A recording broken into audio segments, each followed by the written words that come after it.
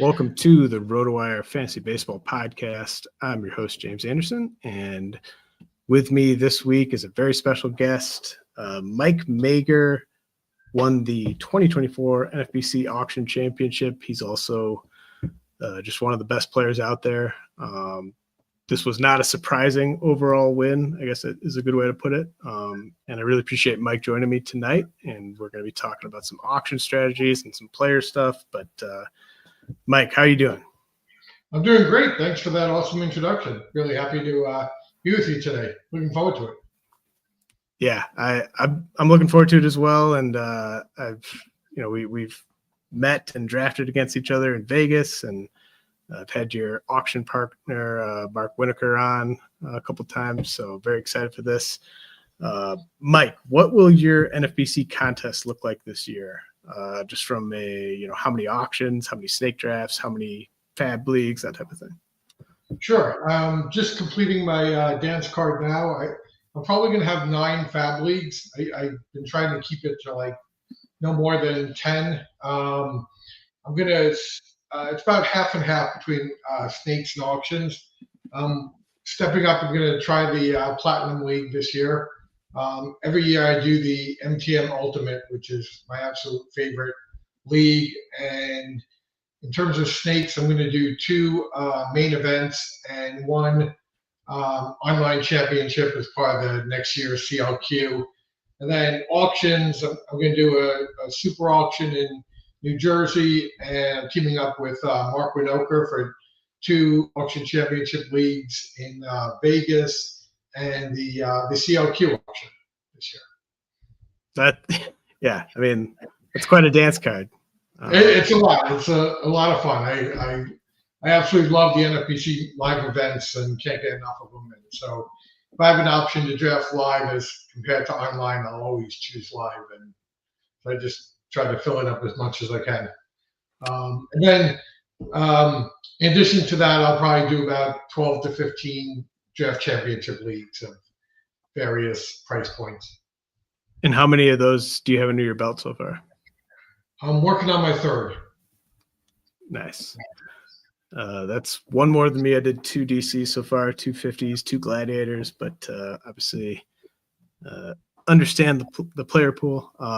How much of what you do in auctions, Mike, is pre-planned, where you're kind of mapping out, I want to get not necessarily a specific player, but one of these 5 shortstops or 2 of these 3 closers, versus just you have your kind of values for everybody and you're just jumping in where you see an opportunity? More the latter. I definitely have my preferences based on my player evaluations, but what I want to do going into an auction is have certain targets at every position at various price points. The high price guys in the middle, and especially want to have multiple targets at the $1 to $3 range. And I'll probably identify maybe maybe 8 $30 plus hitters, and I'll go into an auction wanting to get 2 of them. But I really try not to become too fixated on 1 or 2 players. I never want to have like my team roster depending on getting a specific player. You never know how the auction is going to unfold, what order players will be nominated in, and who might go for much higher than their AAV. So I try to stay as flexible as possible in the auction. Are you and I mean, I guess maybe your previous answer already answered this, but are you more stars and scrubs or spread the risk? And are you willing to sort of switch it up based on how the auction's going? And how often do you switch it up? And if you don't switch it up, how long have you been going the way you've been going? Sure. I would say I'm somewhere in the middle for the most part, but I'm definitely not an extreme stars and scrubs player. Like I'm probably going to have 0 Ohtani shares in auctions this year. Sure. I tend to not draft the really high priced guys, but I also distinguish between hitters and pitchers, kind of depending on the playing pool. I'm more likely to get a couple of $30 plus bats and then try to spread the wealth on the hitting side.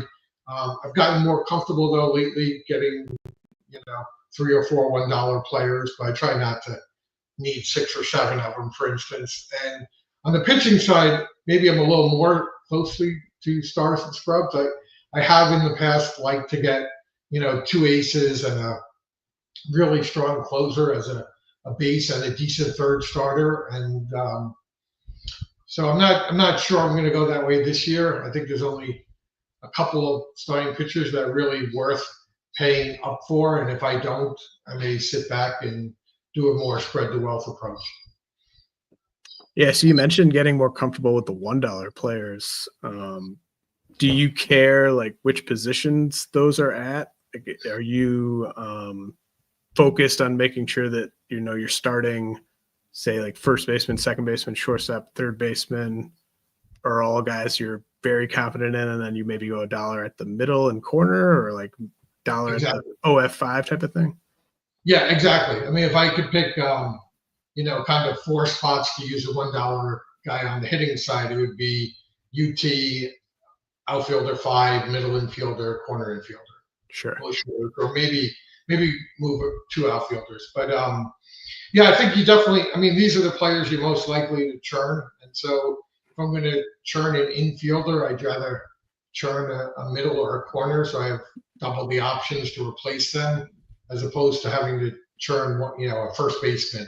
Then I'm much more limited in who I can replace him with. So definitely prefer middle and corner to any of the infield positions. And I think outfielders are readily available in FAB more so than other positions. So I'm comfortable having 1 or 2 $1 outfielders. And of course, UT is probably my first spot to for a $1 player, unless I want to pay up for one of the better UT only hitters. So you had Emmanuel Clase and Ryan Helsley as your 2 closers on that auction championship winning team. I know you weren't there, but I was in Arizona for the Arizona Fall League and First Pitch Arizona, and they were breaking down the anatomy of your team, Mike, with a room full of like 40 people. I wish I could have been there. Really. So yeah, I mean having that type of ratio base and strikeout and save base from 2 closers that you don't really have to take out. Like, you obviously have to catch a break like that, to win an overall, obviously. But with Clase and Helsley specifically, was that just sort of a thing where the auction, you jumped in, you saw a price with both those guys that you liked, or were you kind of circling those guys maybe along with a short list of guys that you wanted to go after? I was targeting Clase in terms of a group of strong closers, but again, honestly, my goal going into that auction was to get 2 aces and 1 strong closer. And Clase got called out, and I got him for what I thought was a reasonable price. I think it was 19, but not positive. But I was happy with the price. I grabbed it, and obviously it worked out great. Helsley was not part of the plan at all. I was planning on going cheaper on my second closer, but as we were talking about the kind of need to be flexible, I was outbid on virtually every starting pitcher I wanted in that draft. It was the starting pitching prices at the top of the pool were going for a couple dollars more, if not more than that, above what their AAVs were. I lost a couple of players that I thought I was going to get. And so I pivoted. I wound up rostering Framber Valdez, who I liked but didn't love.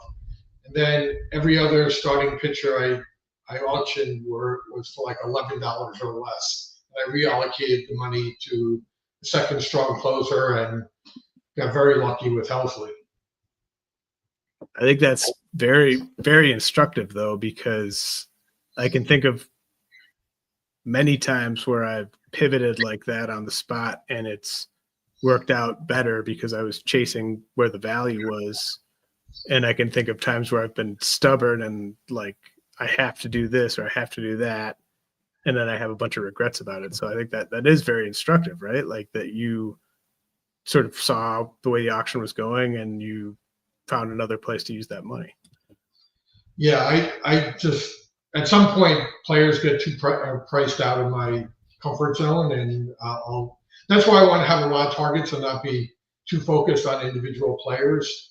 So I have that kind of ability to pivot if I can. Doesn't always work out as well, obviously. But now, when you say you have a lot of targets, but is it a lot of targets? Like, are you like how many of the, say, like top 300 players do you think you're just not going to get based on, like, I don't know, that's not a good way of asking the question, but like I feel like I probably out of 300, I'm probably eliminating at least 75 or so from serious consideration. That's actually probably more than auction based on their AAVs where I think they're likely to go. But for a number of years, myself and also Mark Winokur, I think it's just kind of a simple system where we have like our targets, the guys we like at the right price, and the guys we don't really like. And one of the lessons I've learned over the years is not to succumb to what I think is a value on a guy I don't like. I used to like, geez, he's only going for X, maybe I'll just grab him at that. It's much lower than AAV, but they rarely perform as I wanted them to, and they were not guys I was targeting anyway. And so I've regretted it more often than not. And so now I'm trying to avoid those guys entirely and just focus on the guys that's how I'll evaluate my auction afterwards, is how many of my real targets did I get and how many of the, kind of the guys at the right price I got. So you have guys you like at the right price, and the other guys, for the guys you like, say you have an $18 value before the auction, how often do you actually go over what you kind of went into the auction with as sort of your top dollar or rough top dollar? Are you rigid? Do you go over a decent amount? Yeah, I'm willing to go over. Part of it depends on where we are in the auction, and have the other guys I've liked at that same position, have they already been nominated and rostered, or are they still available? But I've grown to be more flexible with kind of my targets and my prices. I don't want to be too beholden to them. They're typically based on projections and my own personal preferences, and there's a lot of player variation. So I don't want to go into an auction with an $18 value and not be able to go to 21, 22 if I really like the player and feel like I kind of need him to fit on this team. That said, I'm not going to spend 25 or 28 on an $18 player. There's only so much I'll go over. And you've mentioned Mark a couple times, but if anyone's really interested in just the auction strategy aspect of things, Mark came on last year and I thought gave an evergreen episode of auction strategy. But Mike and I are going to now move into kind of 2025, players and stuff like that. But first, Mike, let's set the stage. You've done 3 DCs. I've done 2 DCs. How would you kind of compare the player pool this year, at least in November, compared to what we saw last March heading into the big drafts? Yeah, it looks very different to me, more so than I would have thought. I think last year when we were drafting in the higher stakes leagues in March, we liked the catcher pool a lot more than I like it now. I think a lot of the folks that we thought were going to step up did not, and so I'm finding fewer catchers that I'm comfortable with in the top 150, 180 picks. First base seems like a wasteland basically.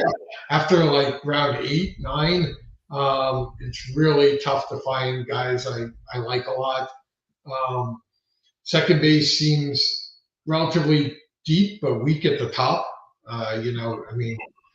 Ketel Marte, Albies, Altuve, but there's not a lot of kind of star power there. Outfield, feels deep early, but it's not too long before you start getting into platoons.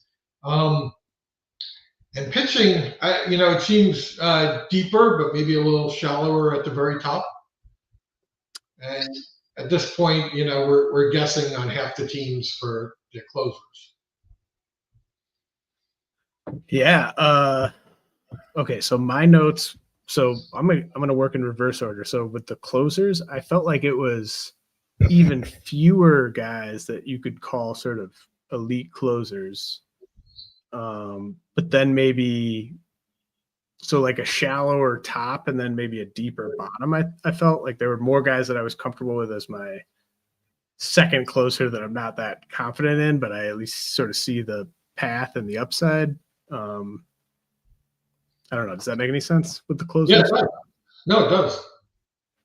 And that gets really challenging because you know, Emmanuel Clase, Josh Hader, Devin Williams, Ryan Helsley, Felix Bautista, Edwin Diaz, Raisel Iglesias, Robert Suarez, Mason Miller, Joan Duran. Like, is he the 10th best closer and he's never gotten 30 saves in a season? But then you've got upside guys like Luke Weaver and Michael Kopech and Ryan Walker, Lucas Urseg. It's just it just seems so weird. It's such a weird closer market. Yeah, and I think it's a different phenomenon drafting now in the DCs when you have no fab, as compared to the fab leagues where you could take a chance. When you're drafting in March, you have a better idea of who the closers are, and you're okay using a round 10 to 15 pick on a second closer. But now I don't want to use a round 10 to 15 pick on somebody who there's maybe a 50-50 chance they don't even have the job. I mean, some of them have high skills, and so I'm okay rostering them, but maybe later in the draft, but not kind of where I'm drafting the core of my team. So it's very different in DC, early DCs compared to March drafts, I think. And then you have Jeff Hoffman might be looked at as a starter, and like Urseg, I've heard people suggest could maybe start. Griffin Jacks could maybe start. There's a lot of guys who could potentially get saves where there's something I like about them, but at the end of the day, that's a lot of it is noise, and I feel like I need to tune it out almost and just focus in on just the saves category and just really kind of narrow in on sort of the Kirby Yates and Kenley Jansen types. Yeah, I mean, I think part of it is how you want to build your team. I mean, none of these are your first closer. Right. So, I mean, maybe a guy like Ursig, you have a little more confidence, might be their closer. Hoffman and Jacks, I think at the right price and, around 20, I don't know, something like around there, you can roster them. They'll give you very good ratios, good Ks, and they're probably good for 5 to 10 saves on almost any team they, play for. But do you want to, draft them as your second closer? That's what I struggle with. No, you don't. Right. And I mean, some people are comfortable kind of, getting the one good closer and then, using 6 or 7 picks to get that second closer. But I feel more comfortable when I can to get, at least a surefire second closer and then maybe a few speculations later. And that's one of the things I like most about auctions compared to stake drafts is just you can say like I'm getting 2 of these 7 closers or 11 closers or whatever, and there's nothing that the snake draft could do to stop you from doing that. Now with the starting pitching, I 100% agree. You said it was shallower at the very top, but pretty deep. I don't even really know where to draw the line on where I think the sort of SP1s turn into SP2s, but there seem like a lot of guys that could plausibly finish as SP1s. I agree. Yeah, no, and a pretty deep SP2 pool as well. I'm in a DC now where I waited probably too long to draft a starter, and so now I'm trying to get as many SP2, SP3 types as possible and kind of make up for my weakness at the top through depth. Now, second base, you nailed it. Obviously, it's Kettle Marte and then Ozzy Albies and Jose Altuve being the top three at the position. I mean, it's pretty weak, but it is absolutely the deepest position in my opinion. I agree. Yeah, you can wade comfortably into the team rounds and get somebody who will help your team, whether you're looking for speed or power. And then first base, I agree, it's a wasteland. I don't remember it being that much different last year. Was it better last year? I think we thought it'd be better. There are a lot of people, like the Jose Abreu's of the world, who were getting drafted around round 20 and who we thought would be decent. I think that it turned out weaker than we expected. I think. I know myself and just talking to other people in Fab last year, I found the toughest. Yeah. Well, average is always tough, but very tough getting power and tough actually finding corners that I wanted to roster. I felt in 15-team leagues, if you wanted to add a productive corner infielder, you were either drastically sacrificing average or drastically sacrificing power. I agree. So, again, this kind of comes back to auctions, right? Like, so you see that with a position like first base. Does that just kind of, I don't know, do you adjust your SGP, or do you just kind of in your head think like I'm going an extra couple bucks on these handful of first basemen, or do you just sort of accept that you have to overpay there almost, and you're willing to take a Andrew Vaughn or a Paul Goldschmidt a bit later? Yeah, I mean, I think given this player pool, I probably feel more comfortable with one of the better first basemen, but not knowing what their AAVs are like, it's tough to judge. But I won't do any kind of mechanical type move, but in my head, it might be a position where I'm willing to go an extra $1 or $2 to get a guy I like. And then with catcher, I thought it actually felt the same. I know you were saying you felt that it felt like lighter in those middle rounds maybe, but I thought it felt like the same to me, except that I think William Contreras is just on another level than anyone from last year. Yeah, I think so. I think what I had in mind was kind of round 10 to 12 guys. There was a batch of guys going, and I think we thought Gabriel Moreno would be better.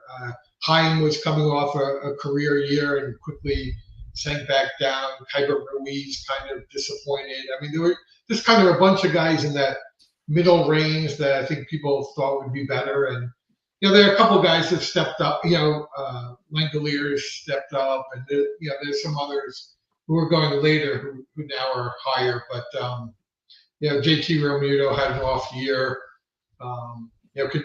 Wilson Contreras was very good when he played, but missed a large chunk of the season. I don't know. I just thought the position as a whole kind of underperformed expectations.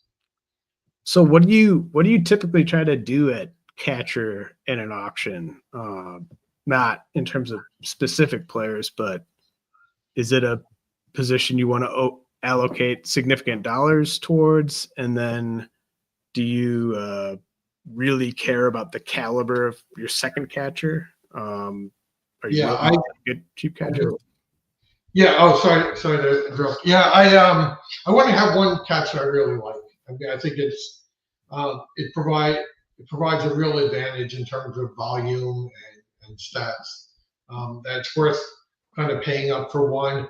The second one, I'm willing to get a middle tier guy, and if I go cheaper, at that point, then I'm just looking for somebody who kind of like do no harm.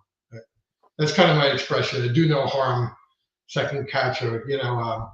Not anymore, but for years, kind of Yadier Molina was, a guy I had on a lot of teams where, he wasn't going to hit a lot of home runs, but he wasn't going to tank your average. He'd pitch in a few steals, and he just wouldn't hurt your team.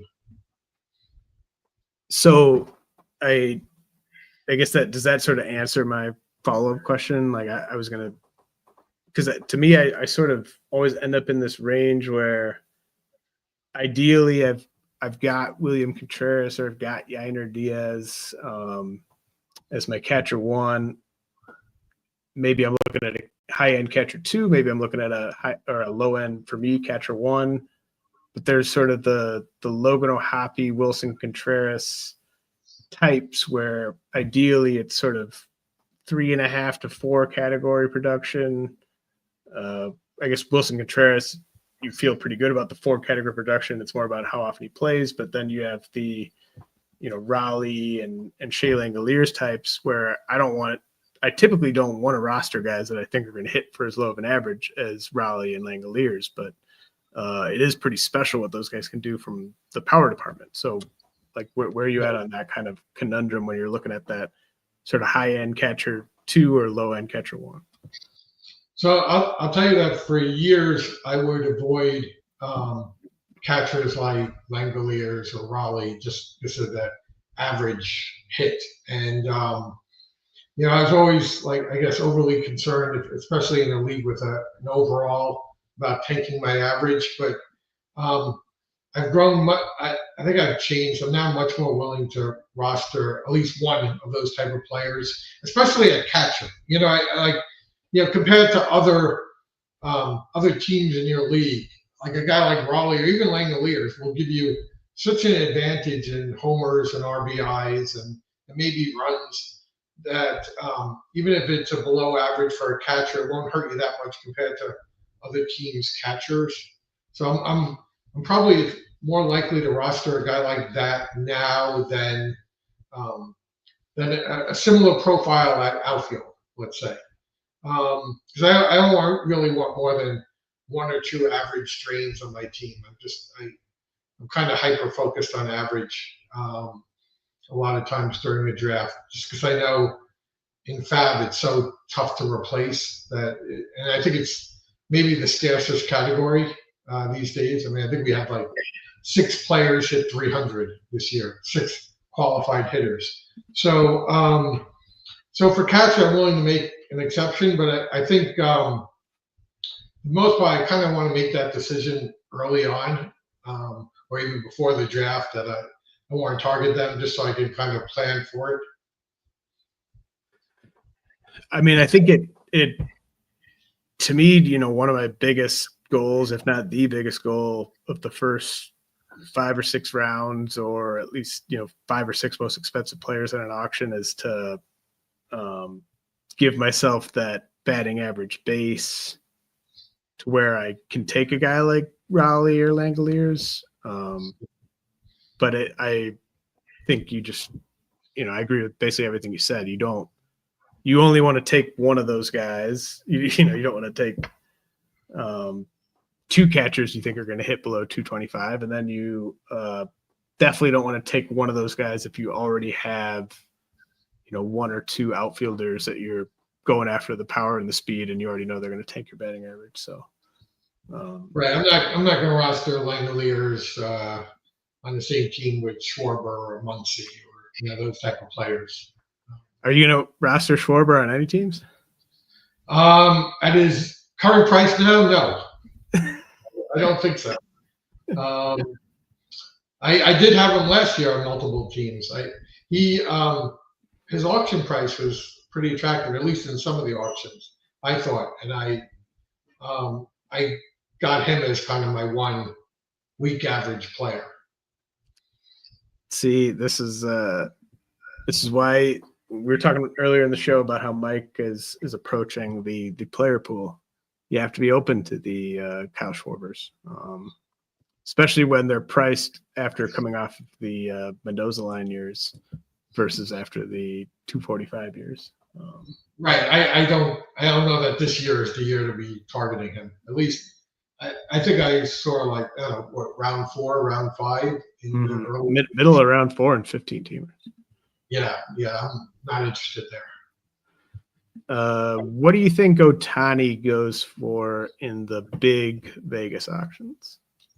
200. So for people that aren't aware, like $260 cap in those. Yeah, it's tough. Like if before he got hurt and had to have surgery, I would have said he'd be kind of in the $60 range. I don't know. Probably still high 50s at least. Maybe I'm understating it. I mean, he just had an awesome year. I mean, he was on my auction team. He was on my ultimate team. So I love the player, but his pitching's going to be delayed. I don't know. They're going to use a 6-man rotation. I think it's great to have the option to use him as a pitcher, and you want to do it in a kind of a half week or 2-start week, but there might not be that many of those. And he's just coming back from TJ, so it remains to be seen how effective a pitcher he'll be. And then there's the question of whether he's going to run again. Not run again, run as much as he did last year. I think he'll be good for at least 30 steals, but I don't know that he's going to run wild like he did. But maybe. I mean, he had a good success rate. So I don't know. I mean, for me, he's still the 1-1 player in a snake, but he's the type of a player where I'm more likely to roster him in a snake than an auction. Sure. Oh yeah, totally. What about William Contreras? What do you think he goes for in the later March auctions? And I'm trying to think of the last catcher maybe that has gone, I guess, like prime JTR maybe. Yeah, I would say if I had to guess 27, 28, something like that. I'm not sure people are going to pay $30 for a catcher, but I think north of 25. That would be my guess. What do you think? I mean, I'd go 25. Me too. Would you go 28? It starts getting tougher after 25, I think. But yeah, I mean, maybe I'll just have to remember to jump bid from 24 to 26. Right. I mean, he is a really special auction piece on the board to me, because he's up for all 15 teams, and it's just a lot easier to build your team if you have those stats from one of your catcher spots. Yeah, it's such an advantage in playing time, and just he's a great hitter.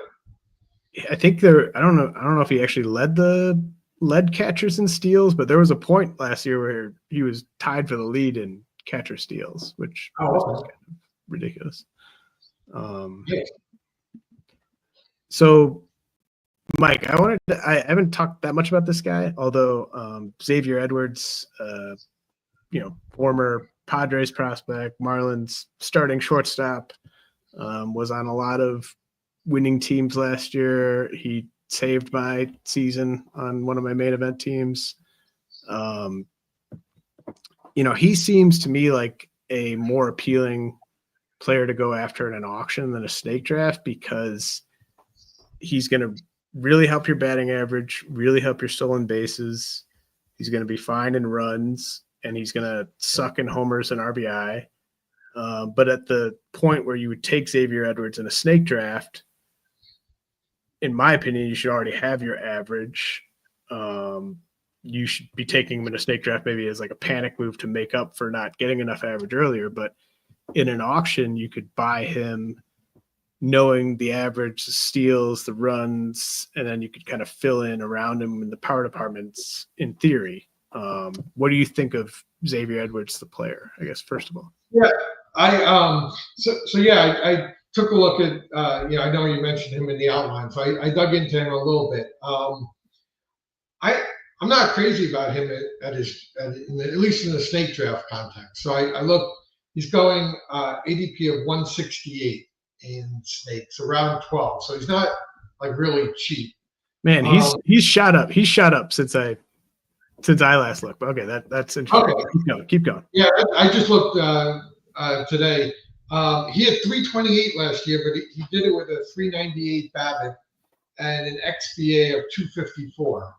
So I'm not like I think he'll be an average asset compared to where baseball is today, but I don't know that he's going to be a real average anchor.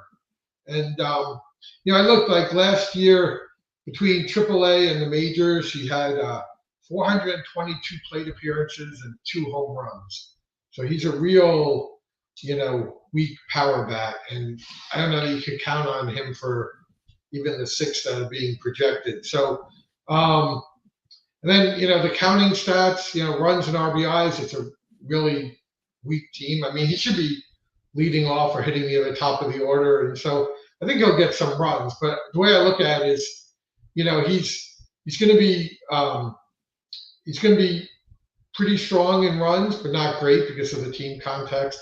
He'll be elite or close to elite in stolen bases, although if the average regresses, you wonder, I wouldn't be doubling his, his average stolen base output from last year, or prorating it.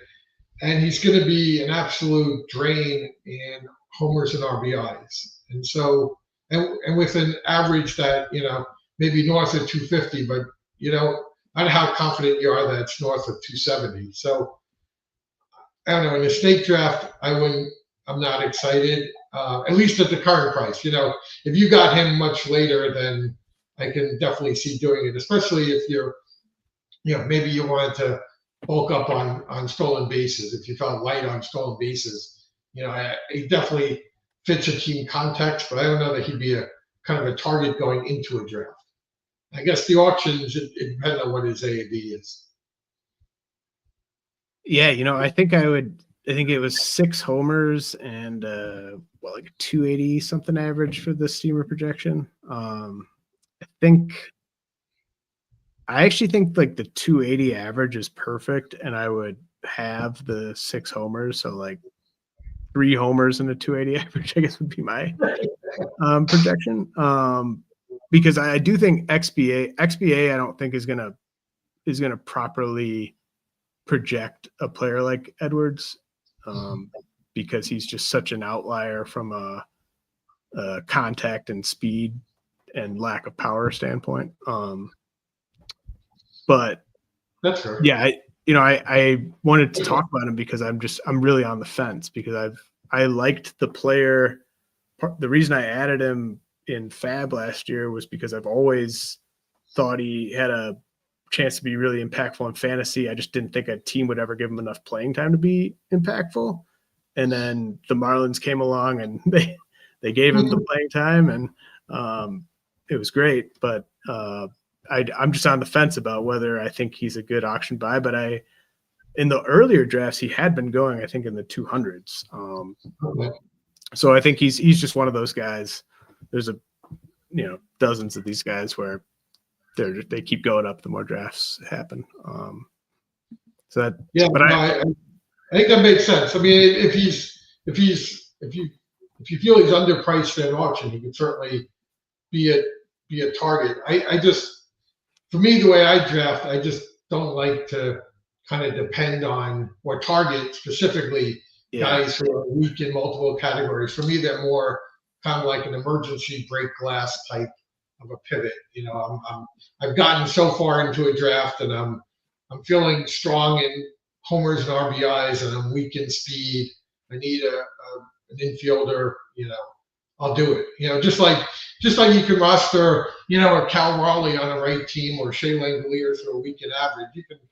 You can certainly have guys who are weak in power if you need them.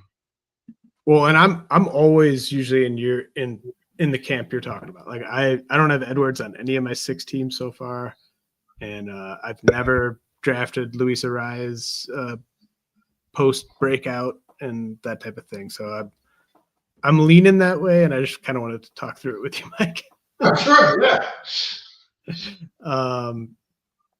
So you got Jazz Chisholm in the too early meatball mock, and that was before. I think that was before it was even a given that he was going to get third base eligibility. But now he's a third baseman, and I was wondering if you had. Go ahead. I drafted him in part because I expected him to get it. He was playing third base for the Yankees, but he hadn't yet gotten the 10 games. Right. Just and you do follow the Yankees closely, for anyone who's not aware. And I wanted to ask you if you had a favorite and a least favorite of these volatile third basemen. Because to me, it's kind of Jose Ramirez, Austin Riley, Rafael Devers, Manny Machado. Those four guys to me are very, reliable commodities at third base. They're going to cost a lot. Then you have Jazz Chisholm, Royce Lewis, Mark Vientos, and Junior Caminero, who all have obviously very high ceilings. And I'm wondering if you see any of those third basemen as a favorite or a least favorite. Yeah, I definitely have a favorite. I looked at it at cost. So that's what I told. Yeah, I told Mike to look at it as from a expected value standpoint. Yeah, but so three of them are priced similarly, at least as of today. So I looked at ADP for Draft Champions Leagues today, and Jazz's ADP was 27, Royce Lewis 90, Mark Vientos 97, and Junior Caminero 103. So Jazz is going now second round, and I'm not sure I'm there. I kind of felt fourth round was right. I was a little surprised how much he's moved up, but I can kind of see it though. Like, he's it's the perfect stadium for him. He should be hitting behind, Judge, hopefully Soto. He still has the green light in New York, and he could put up another 20-40 season, and I guess 20-40, 250 with good counting stats probably is something, at least, I think maybe third round, but you can see late second. My favorite of that group is Mark Vientos. Actually, he really impressed me this year. He had like 27 homers in 111 games, and when I looked at it, it's like, I'll defer to you. You're my go-to actually in terms of prospect. So I'll defer to you. Everything I've read about Caminero, I like. I think his prospects look really, really good long term. But to me, for 2025, I'm kind of like hoping he does what Vientos just did, what Vientos is kind of already doing. And I think there's also, if the Mets don't re-sign Pete Alonso, I think Vientos is probably going to be moved to first base, which is a weaker position, which I think inflates his value this year with the player pool. So I like Vientos a lot at that price. I can see Jazz. I'm a little nervous about Royce. I mean, he was so good at the end of the prior year, and I looked at him. I didn't realize he had 0 steals in 82 games. Is that right? I mean, he just did not run anymore. Hit 233. I mean, so Royce, he was it an oblique? There was an injury. Yeah. He was basically awesome before an injury and then terrible after an injury. I think it was a muscle injury. And he came back, if I remember correct, because I had him on plenty of teams, obviously. I think he came back earlier than expected, and then he just kind of sucked. I'm with you. I'm with you on Vientos. I think he's my favorite of the four at expected cost. Yeah, I mean, if you told me Royce Lewis plays 162 games, he's probably out of near the top for me with the power, and if I knew he was running a little bit more, but I'm not sure exactly what he is right now. He's just a very tough player to fit into your roster, right? Because it's like, why am I taking this shot? Yeah, I mean, I think the upside is there, but I'm just not sure right now what the downside is, and that makes it tough to use a 6th round pick on a player. And so Vientos, his steamer projection And I agree with you. I think he's their first baseman. I don't think he's their third baseman long term. I think they're not going to settle for Vientos as their third baseman defensively. So I think he will add first base eligibility, and Steamer has him for 32 homers and a 245 average. And I completely buy that in 150 games.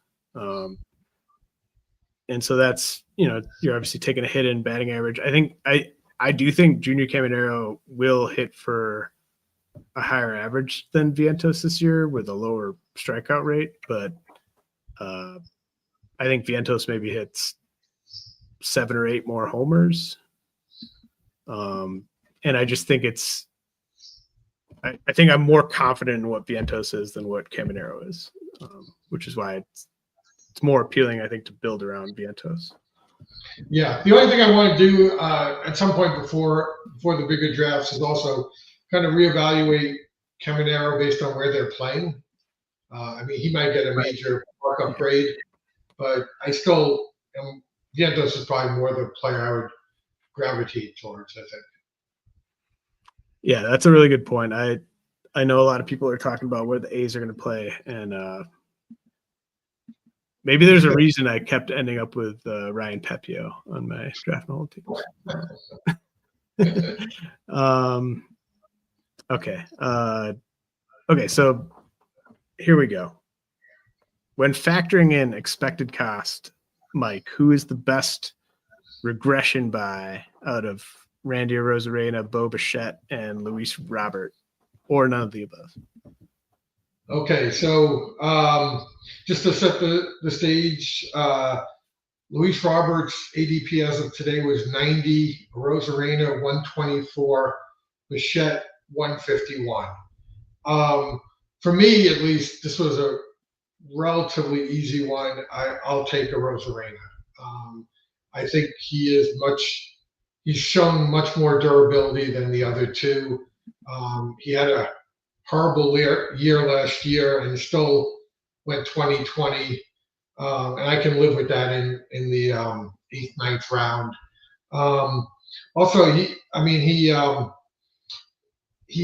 had a really low BABIP. He wound up hitting 219, but every season prior to this one, he was at 254 or above. So, I think he definitely was struggling hitting in Seattle. It's not the first or last player that will experience that, but I think he'll adapt. I think he'll have a better average this year. I would hope that Seattle improves its hitting lineup.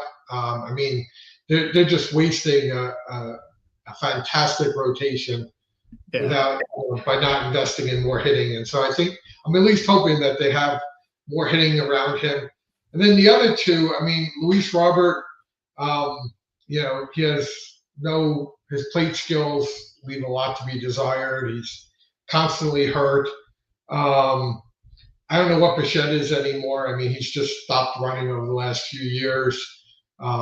His power was gone. His average was gone. I think he's a good shot to bounce back, I guess, but I'm not sure to what. I'm not sure if he's ever going to be a big runner. And then the kind of the question mark is I think there's at least a decent shot that Robert and Bichette get moved. And if they get moved into different situations, I could see reevaluating that. Luis Robert on the White Sox versus the Yankees, or pick a team. It's a much different view, but at least as of now, Arozarena was my pick. So did that feel more like I'm not going to end up with Robert or Bichette, but I might end up with Arozarena, or like I actually like the price on Arozarena? No, I think it's more I might wind up with him. He would be, just looking at some of the other outfielders that are going, I don't know that he would be my first choice in his range, but I could see rostering him right now more easily. I think I need a bigger discount on Bichette, and I'm not rushing to draft Luis Robert until he's maybe on a different team. That really is pretty incredible that Arozarena's gone 2020 in 4 straight years. Just the durability alone and needed to do that is pretty incredible. But yeah, I mean, for me, that's, I tend to be on the conservative side up top in the draft, and so first 10 rounds, I'll maybe weigh that a little more than many other players. And for the record, I'm probably not going to get any of those 3 in any drafts or auctions, but I don't know.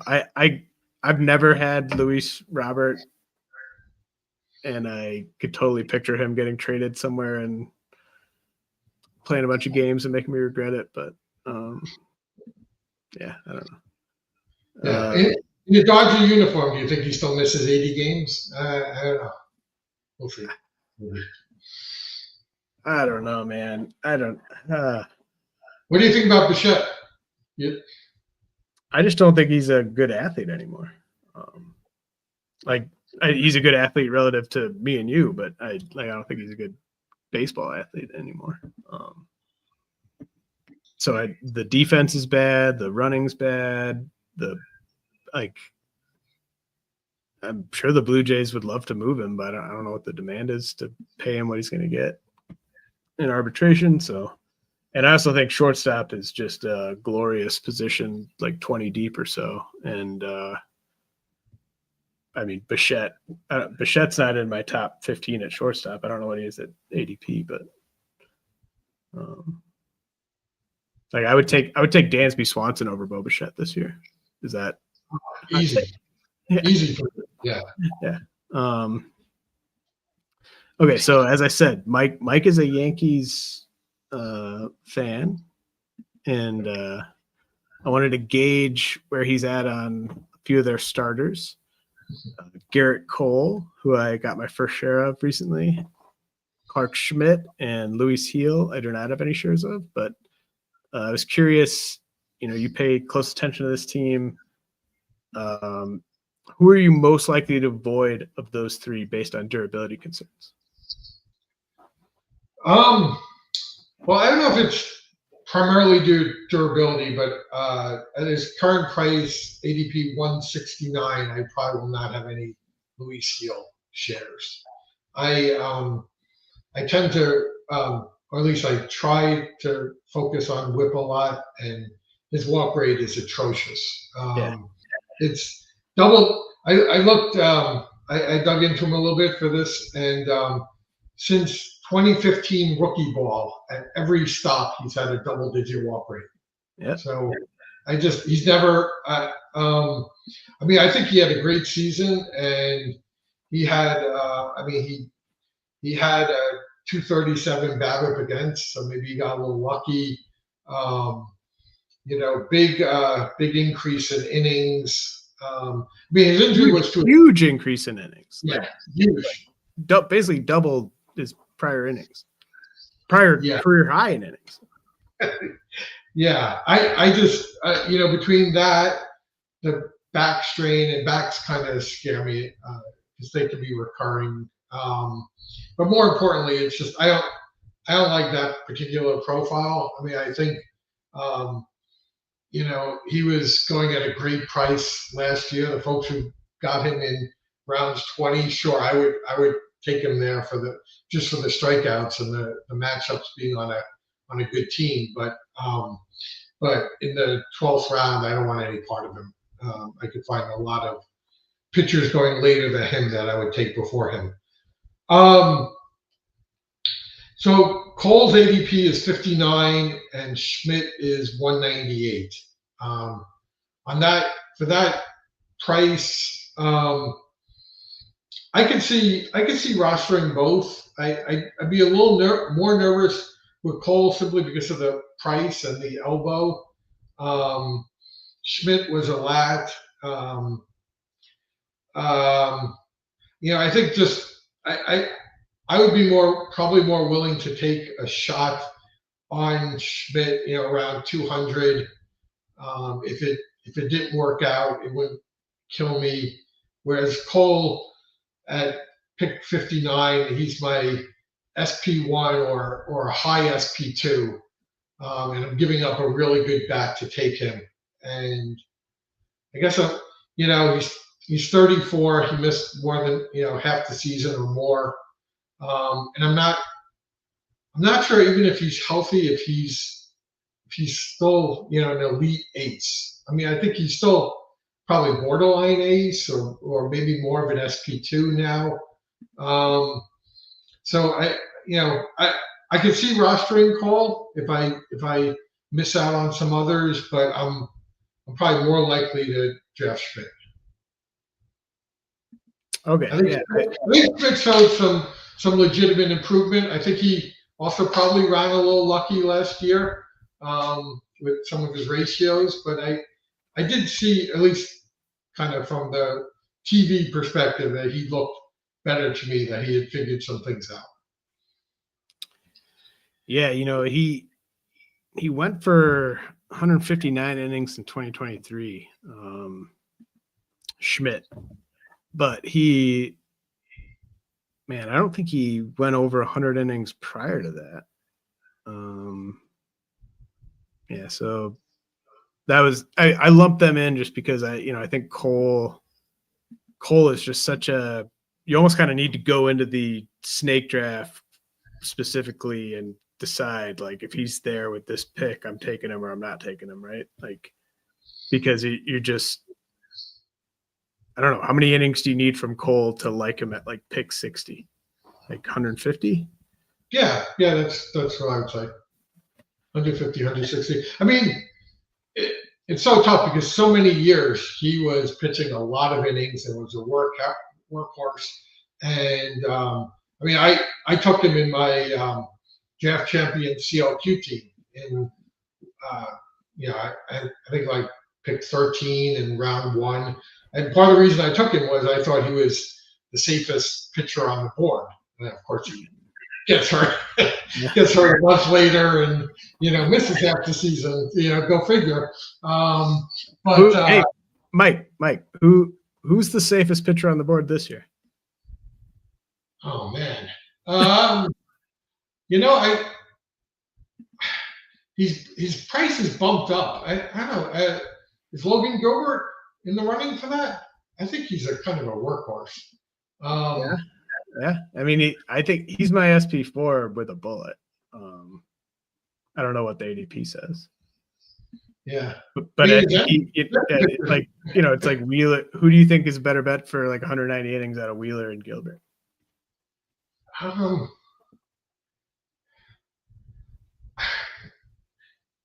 don't know. I'm tempted to say Wheeler because of the track record, the recent track record. But I mean, he had plenty of injuries earlier in his career, and now he's maybe 35, I'm guessing.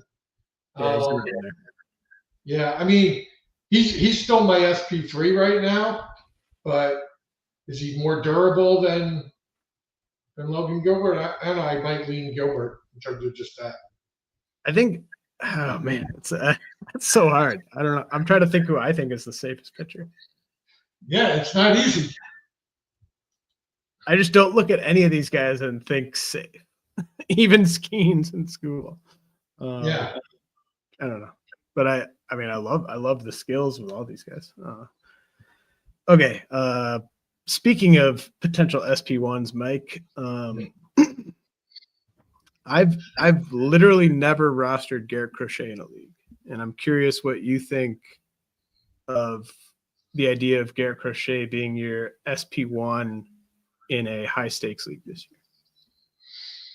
That would scare me. Honestly, in a high stakes, in a DC, I'm more willing to take a little more chances on because I'm going to be rostering 23 pitchers. But as an SP1, I don't know. I took a look at him, dove into him a little bit for this, and so here is innings pitched for his career, including the minors. 2020, 6 innings. 2021, 54.1. 2022, 0. 2023, 25. And 2024, 146. So you could say, hey, he pitched 146 innings last year, and he was held back. I mean, they pulled him in the third or fourth inning for a whole bunch of starts. So he was tracking for 170, 180 innings. So it's really tough. It's like, is Cole an injury risk after 5, 6, 7 seasons of close to 200 innings just because he had one injury that knocked him down to 80? And if you kind of flip the script, is Crochet now safe after 4 or 5 years of hardly pitching just because he had one season where he got up to 146? I don't know. I mean, I guess I would say the easy answer right now is on the White Sox. I would give zero consideration to him as my SP1. You give me a different team context, I get more interested. But then I'm sure his price will rise. So, skill-wise, if you told me he's going to be healthy all season, he might be a top 3 starting pitcher. Just pure skills. I mean, he looked awesome last year. Mm-hmm. So I'm not knocking the skills at all. And maybe pitching's deep enough where you could take a Crochet and then back him up with 3 or 4 steady workhorses, and maybe that's a legitimate roster build. I think just me personally, I'd have a tougher time doing it. Yeah, I can't get there at all, really. I thought you laid it out very well. The career innings by season, it's basic analysis, but I think it's very important analysis, and it's usually you'll be able to kind of turn up some busts with that analysis more often than regret not investing in a guy. Mike, this has been a lot of fun. What anything on your mind you want to cover before we get out of here? Well, what are you planning to do this year in terms of leagues? Have you given thought to yours? Going to see you in Vegas again, I hope? Oh, yeah. Definitely going to be in Vegas. I think I'm going to do the CLQ, probably 2 main events total. My favorite contest, the $500 auction DC. I will be joining. Please don't join that, Mike. I absolutely love that because I love doing auctions, and you can avoid another fab league. You're a lot. You can join it. Join it, please join it. More than that. I think last couple of years the dates didn't work for me, but we'll see. Yeah, see, you don't love it as much as me. I did it in Florida before the AL labor auction because I loved it so much. Nice. And I wanted to give Steve Weimer a full pot for him to take home. He's an awesome player. I know that feeling. Yeah. So I'll be doing a 500 auction DC, hopefully. CLQ. I was texting with Mark about Vegas auctions. Which should I join a Vegas auction this year? Which one should I join? Well, Mark and I are going to do the Thursday afternoon and Friday morning ones. We just signed. Okay. Yeah, I mean, any of the live auctions are just so much fun. I mean, you know that. It's just, I think it's the best drafting experience. Yeah, I'll maybe kind of look at those rooms and those tables of just who's going to be in them. And once I know when I'm going to be in Vegas, I can better figure out which of those I want to do. But plan on doing 2 live main events in Vegas. I hate the idea of doing a main event online. I'd rather just not do it, period.